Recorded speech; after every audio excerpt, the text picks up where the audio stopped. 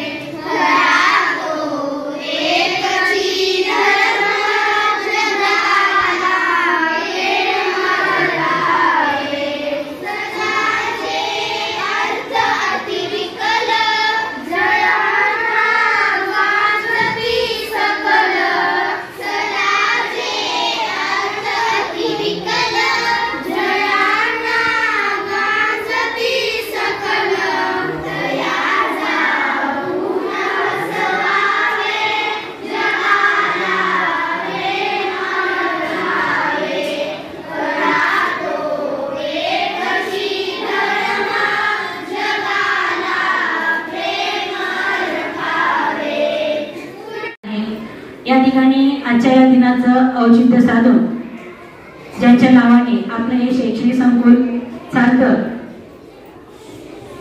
आपली शाळा त्यांच्याच नावाने चालते, आजच्या दिवसाचं हे औचित्य साधून आपल्या शाळेमध्ये विविध कार्यक्रमाचं नियोजन या ठिकाणी आपण केलेलं आहे।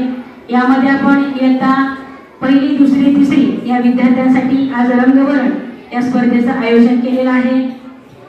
इयत्ता पहिली ते सातवी या वर्गामधील प्रत्येक वर्गामधून फक्त एका विद्यार्थ्याचं भाषण, कारण पूर्ण विद्यार्थ्यांचे भाषण घेतले तर आपल्याला दिवस अपुरा पडेल, त्यासाठी प्रत्येक वर्गातून एका विद्यार्थ्याचं भाषण या ठिकाणी आपण याचं आयोजन केलेलं आहे। तसेच इयत्ता चौथी ते सातवी या विद्यार्थ्यांसाठी निबंध स्पर्धेचं आयोजन या ठिकाणी केलेलं आहे। दिवसभरामध्ये पूर्ण आजच्या या जयंतीनिमित्त शाळेमध्ये आपण भरभरून असे विद्यार्थ्यांसाठी कार्यक्रम घेणार आहोत। सर्व मान्यवर शिक्षक वृंद आणि माझ्या विद्यार्थी मित्रांनो, यांना माझा सर्वप्रथम नमस्कार। माझे नाव ढाकणे प्रणिता महेश। मी आज तुम्हाला साने गुरुजी यांच्याविषयी 2 शब्द सांगणार आहे। साने गुरुजी यांचे पूर्ण नाव पांडुरंग सदाशिव साने असे होते। त्यांचा जन्म 24 डिसेंबर 1899 साली रत्नागिरी जिल्ह्यातील पालगड या गावी झाला। ते अतिशय शांत स्वभावाचे होते। कीर्ती हे उद्याचे सुंदर स्वप्न आहे, कीर्ती हे उद्याचे सुंदर स्वप्न आहे, पण पैसा ही आजची भाकर आहे, पण पैसा ही आजची भाकर आहे। नमस्कार, माझे नाव जाधव ईश्वरी। मी आज तुम्हाला साने गुरुजी यांच्याविषयी थोडक्यात माहिती सांगणार आहे, तरी ती सर्वांनी शांतपणे ऐकून घ्यावी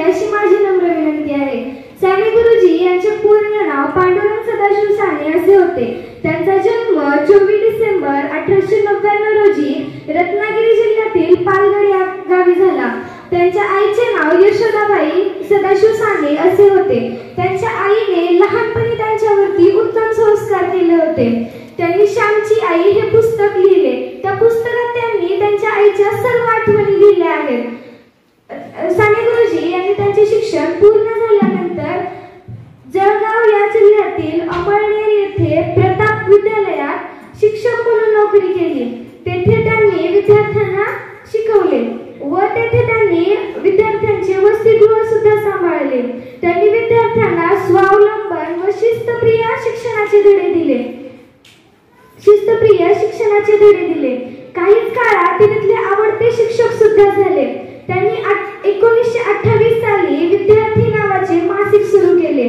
त्या काळात आपला भारत देश इंग्रजांच्या ताब्यात होता. साने गुरुजी यांच्यावर महात्मा गांधी यांचा खूप प्रभाव पडला होता. आतापर्यंत असा एकही शिक्षक नाही ज्याने आपल्या स्वतःच्या नोकरीचा त्याग करून स्वातंत्र्याच्या आंदोलनात भाग घेतला असेल, पण साने गुरुजी यांनी ते करून दाखवले होते. अनेकदा त्यांना तुरुंगात सुद्धा जावे लागले, पण त्यांनी हार मानली नाही. तुरुंगात गेल्यानंतर त्यांनी एक कविता लिहिली, ती म्हणजे बलसागर भारत हो विश्वात शोभून राहो. अशा या थोर व्यक्तीला माझे कोटी कोटी प्रणाम. एवढे बोलून मी माझे 2 शब्द संपवते. जय हिंद, जय महाराष्ट्र. सांगणार आहे. साने गुरुजी यांचा जन्म 24 डिसेंबर 1899 रोजी पालघर येथे झाला. त्यांच्या आईचे नाव यशोदा व वडिलांचे नाव सदाशिवराव असे होते. त्यांच्या आईने त्यांच्या बालपणावर जे विविध संस्कार केले आहेत त्यातूनच त्यांचा जीवनविकास झाला. त्यांचे गुरुजींचे शिक्षण हे प्राथमिक हे पूर्ण झाले. त्यानंतर पुढील शिक्षणाचा प्रश्न उद्भवला. गुरुजींच्या शाळेमध्ये हुशार विद्यार्थी म्हणून ते चमकू लागले व त्यांचे पाठांतरही जबरदस्त होते. त्यांनी 1927च्या नोव्हेंबरात त्यांनी विद्यार्थी या नावाचे मासिक सुरू केले. माझे नाव दुर्गा शेख. मी इयत्ता 5वी मध्ये शिकत आहे. माझ्या कवितेचे शीर्षक आहे मी साने गुरुजी बोलतोय. माझ्या मनातली भावना मीच खोलतो. माझ्या मनातली भावना मीच खोलतो. मी साने गुरुजी बोलतो. मी साने गुरुजी बोलतो. विद्यार्थ्यांनो तुम्ही धरा अभ्यासाचा ध्यास. विद्यार्थ्यांनो तुम्ही धरा अभ्यासाचा ध्यास. तरच होईल पहा जीवनात तुमचा विकास. अभ्यासच मानवाचं जीवन फुलवतो. मी साने गुरुजी बोलतो. मी साने गुरुजी बोलतो. स्वावलंबनाची शिकवणी घ्या धडे. स्वावलंबनाची शिकवणी घ्या धडे. तुमच्या जीवनात सुटतील कोडे. परिश्रमाने सुखी जीवनाचा मळा खुलतो. मी साने गुरुजी बोलतो. मी साने गुरुजी बोलतो. बलसागर भारताचे भावी नागरिक तुम्ही. बलसागर भारताचे भावी नागरिक तुम्ही. बनवा देश असा शोभावा नंबर 1. गुरु या नात्याने मी तुम्हाला आज्ञा करतो. मी साने गुरुजी बोलतो. मी साने गुरुजी बोलतो. माझ्या मनातली भावना मीच खोलतो. माझ्या मनातली भावना मीच खोलतो. मी साने गुरुजी बोलतो. मी साने गुरुजी बोलतो. एवढी माझी कविता थांबून जय हिंद, जय भारत. निरंजन नेताजी शोकामळे आहे. मी आज तुम्हाला साने गुरुजींविषयी माहिती सांगणार आहे. साने गुरुजी हे एक थोर नेते व समाज सुधारक होते. त्यांचा जन्म 24 डिसेंबर 1899 रोजी रत्नागिरी जिल्ह्यातील पालघर येथे झाला. त्यांच्या आईचे नाव यशोदाबाई व वडिलांचे नाव सदाशिव असे होते. त्यांचे संपूर्ण नाव पांडुरंग सदाशिव साने होते. त्यांना पाण्याची खूप भीती वाटत होती. त्यांच्या आईंनी त्यांना पोहायला शिकवले. मित्रांनो ध्यान देऊन ऐका. मी तुम्हाला त्यांनी लिहिलेली एक छोटीशी कविता म्हणून दाखवणार आहे. बलसागर भारत हो विश्वात शोभून राहो. हे कंकण करी बांधिले जनसेवे जीवन दिधले. राष्ट्रात प्राण हे उरले हे सिद्ध करायला हो. बलसागर भारत हो बलसागर भारत हो. My name is Bhagyashree Pankaj मुगावे. मी आज तुम्हाला साने गुरुजींविषयी 2 शब्द बोलणार आहे. आईचे प्रेम जिथे असेल ती झोपडी राजा. मी स्वरांजली प्रकाश. मी आज तुम्हाला साने गुरुजी यांच्याविषयी 2 शब्द बोलणार आहे. ते तुम्ही शांतपणे ऐकून घ्यावे ही माझी नम्र विनंती. साने गुरुजी हे प्रसिद्ध लेखक, शिक्षक आणि समाजसेवक होते. साने गुरुजींचे पूर्ण नाव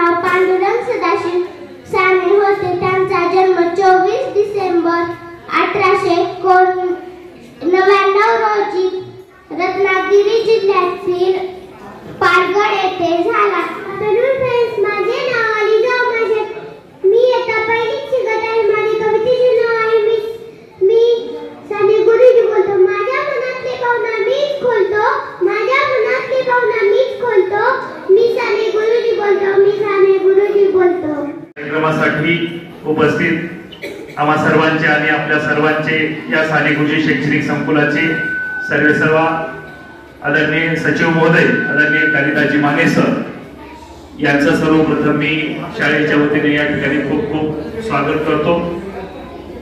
उपस्थित सर्व माझे सहकारी आणि विद्यार्थी मित्रांनो, या ठिकाणी आज साने गुरुजी यांच्या जयंती निमित्त आपण या ठिकाणी सर्वजण उपस्थित आहात आणि त्यांची जयंती सुद्धा आपण अतिशय उत्साहामध्ये या ठिकाणी साजरी केली. सर्वप्रथम त्यांच्या प्रतिमेस या ठिकाणी मी नतमस्तक होतो. खऱ्या अर्थानं पाहिलं तर आपण साने गुरुजींच्या प्रतिमेकडे बघितल्यानंतर त्यांची प्रतिमा आणि त्यांचा चेहरा, हा चेहरा डोळ्याच्या समोर आपल्या नेहमी असला पाहिजे. त्या चेहऱ्याकडे बघितल्यानंतर प्रत्येक माणसाला एक प्रकारची ऊर्जा आपल्याला त्या ठिकाणी निर्माण होते आणि त्या ऊर्जेतून आपल्याला काय करायचं आहे हे सगळ्यांच्या लक्षामध्ये येतं आणि त्या पद्धतीनं आपणही आपल्या दैनंदिन जीवनामध्ये आपण वावरलं पाहिजे, एवढंच या ठिकाणी मी सांगतो. साने गुरुजी स्वातंत्र्य सेनानी होते, ते गांधीजीचे अनुयायी होते. त्यांनी स्वातंत्र्य संग्रामात उडी घेतली, त्यांनी आई शिकवली, त्यांनी देशप्रेम शिकवलं. चांगले संस्कार आई कशा पद्धतीने मुलाच्या मनावर करू शकते हे साने गुरुजींना त्यांच्या पुस्तकामध्ये लिहिलेलं आहे. हा संस्कार ते लाल झालेलं उलटणं आपल्या हातात घेऊन त्या मनावर बिंबवला श्यामजी. म्हणून श्याम जगाला खरा धर्म शिकवू शकला. खरा तो एकच धर्म, जगाला प्रेम अर्पावे. या कवितेमधनं त्यांनी फार मोठा संदेश जगाला दिलेला आहे. आपण या ठिकाणी आज विनम्र अभिवादन करूया. जयंतीच्या निमित्ताने आपल्या सगळ्यांना खूप खूप शुभेच्छा देतो. प्रसंगामधून मुलांनी दुसऱ्याची वस्तू घेऊ नये, चोरी करू नये. हा जर एक संस्कार मनावर जिंकला तर बरंचसं या कार्यक्रमाचं यश आपल्याला मिळालं असं म्हणता येईल. पुन्हा एकदा आपल्या शाळेच्या सगळ्या टीमचं मनापासून मी अभिनंदन करतो. मला इथं बोलवला, आपल्याशी संवाद साधण्याची संधी दिला त्याबद्दल थांबतो. जय हिंद, जय महाराष्ट्र.